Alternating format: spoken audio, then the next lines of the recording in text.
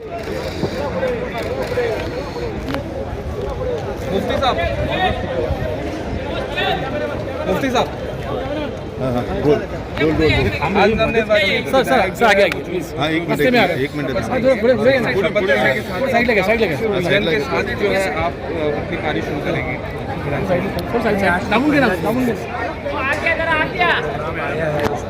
मुताबिक चलेंगे।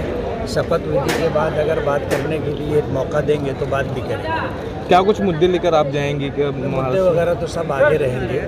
अभी तो क्या है कि ये पारी की शुरुआत है, तो जो गवर्नमेंट की तरफ से अपने को आज विधान भवन के अंदर असेंबली हाल में जो प्रोग्राम दिया गया है उसके मुताबिक चलेंगे।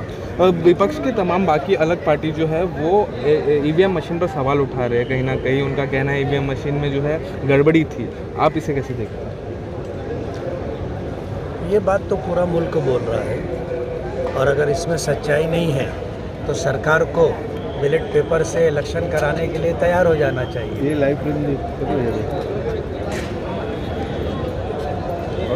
और आने वाले दिनों में क्योंकि मालेगांव से आप आते हैं, वहाँ के क्या कुछ मुद्दे रहेंगे जो आप लेकर? मालेगांव का सबसे बड़ा मुद्दा तो रोज़गार है।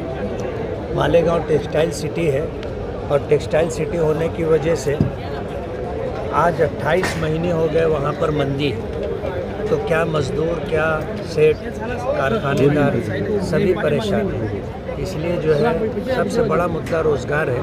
रोज़गार और उसी के साथ मूलभूत सुविधा होना चाहिए वहाँ पर, और शहरों की तरह मालेगांव का विकास भी होना चाहिए, ऐसा हमारा मानना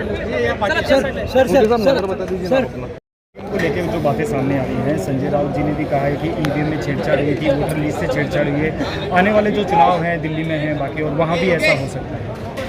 अब विपक्ष इस मुद्दे को बहुत ताकत के साथ उठा रहा है, इसलिए कि जो नतज आए हैं वो हालात और ज़मीनी हकीकत के ख़िलाफ़ है। जाहिर बात है जब इस तरह के हालात रहेंगे तो आवाज़ तो उठेगी।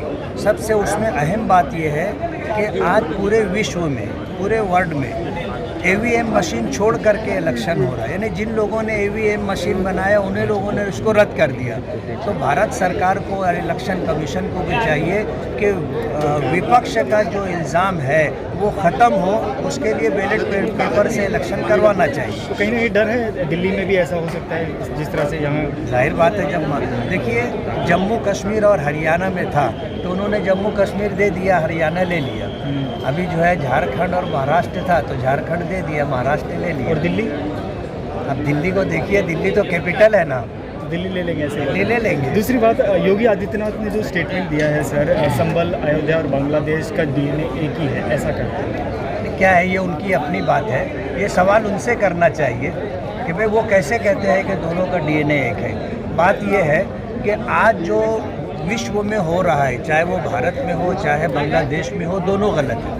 आज जैसे संभल की मस्जिद 700-750 साल पुरानी मस्जिद है, आज उसके पेपर आप लाने जाओगे तो कहीं से मिलेंगे नहीं। अब इस तरह की बात अगर कह दी जाती है कि वहाँ पहले मंदिर था, तो इस तरह की बात कहीं भी कही जा सकती है। अब हम जो है विधान भवन के बारे में भी बोल सकते हैं ये बात।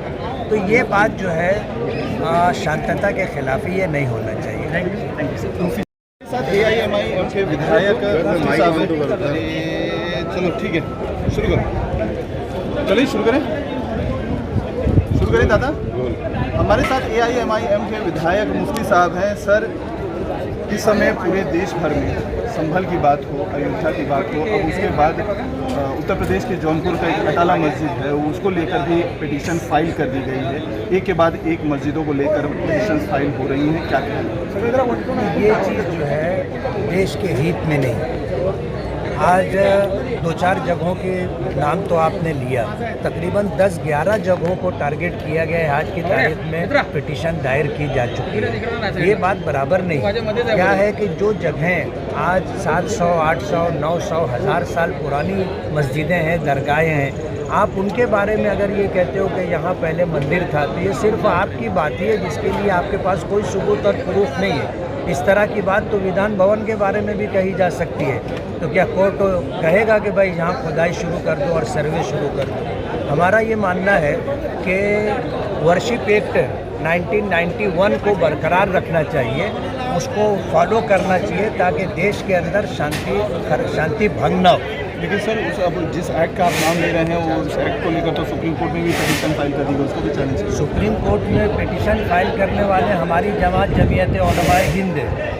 बात ये है कि बाबरी मस्जिद का जब मसला चल रहा था तो बाबरी मस्जिद के मुकदमे को छोड़ करके पूरे मुल्क में जो इबादत गाहें, चाहे मस्जिद हो, मंदिर हो, चर्च हो, गुरुद्वारा हो, जिस हालत पर है उसको उसी हालत पर रहने दिया जाएगा, ताकि ये झगड़ा बाबरी मस्जिद राम मंदिर की तरह दोबारा ना खड़ा हो। सर अभी तक बातें उठ रही थी, इंडिया अलायंस का नेतृत्व कहीं ना कहीं राहुल गांधी कर रहे हैं, लेकिन अब ममता बनर्जी सामने से इच्छा जता रही है कि अगर उन्हें मौका दिया गया इंडिया ब्लॉक का नेतृत्व करने के लिए तो उसके लिए तैयार है। आप इसको किस तरीके से? नहीं, बात यह है कि ये इंडिया अलायंस का मसला है कि अगर सभी लोग राज़ी हो जाते हैं, जो लोग इंडिया अलायंस में हैं, पार्टियों के प्रमुख लोग तैयार हो जाए तो नेतृत्व कोई भी कर सकता है। तो ये बेटर चॉइस है ममता बनर्जी, आपको लगता है राहुल गांधी से? ममता बनर्जी की जो पार्टी है वो अपने बंगाल तक ही सीमित है। अब जाहिर बात है बंगाल के लोग इस बात को कबूल कर लेंगे, लेकिन पूरा देश कबूल नहीं करेंगे। सर योगी आदित्यनाथ कहते हैं कि संभल हो, बांग्लादेश हो या अयोध्या हो, सभी का डीएनए एक है। इसको किस तरह?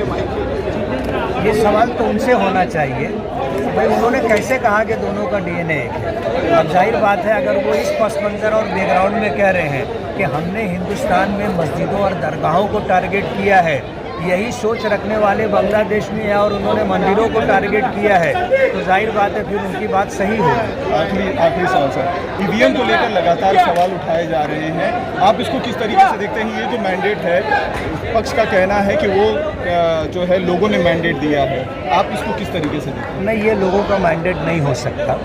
बात यह है कि एक ज़मीनी हकीकत होती है। पूरे महाराष्ट्र में जो सर्वे रिपोर्ट सरकारी और गैर सरकारी प्राइवेट आ रही थी, आज जो रिज़ल्ट आया है वो उसके खिलाफ है। और ऐसा है कि खुद सत्ताधारी पार्टी के बहुत सारे ऐसे एमएलए हैं जो चुन कर आए, उनको खुद भी हैरत है कि हम कैसे चुन करके आ गए।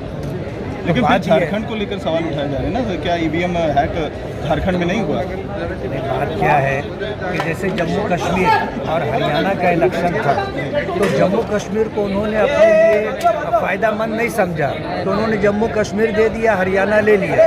अभी झारखंड और महाराष्ट्र था, दोनों में आप अगर जो है तकाबुल करके देखोगे तो महाराष्ट्र जो है पूरे देश का कैपिटल है, उन्होंने जो है झारखंड दे दिया, महाराष्ट्र ले लिया। क्लीन चिट दे दी गई है अजीत पवार को, जो है इनकम टैक्स के पुराने मामले में 2021 का मामला था, उप मुख्यमंत्री पद का शपथ लेते हैं, इस तरीके से। बात यह है कि पूरे देश में इस मुद्दे को चलाया जा रहा है बहुत ताकत के साथ, और उसमें कहीं ना कहीं सच्चाई भी है कि जिन लोगों पर आप ही आरोप लगा रहे थे कि ये भ्रष्टाचारी है, जब वो आपके साथ आ गए तो आपने उनको क्लीन चिट दे दी। और ऐसे 50 लोग हैं जो दूसरी पार्टी में थे तो वो दोषी थे, उन पे इल्ज़ामात थे, और आज उन्होंने उस पार्टी को छोड़ करके आपकी पार्टी ज्वाइन कर ली, तो आज वो साफ सुथरे हो गए, आप उनको क्लीन चिट दे रहे हैं। तो ये बात पब्लिक किसी सूरत में मानने के लिए तैयार नहीं।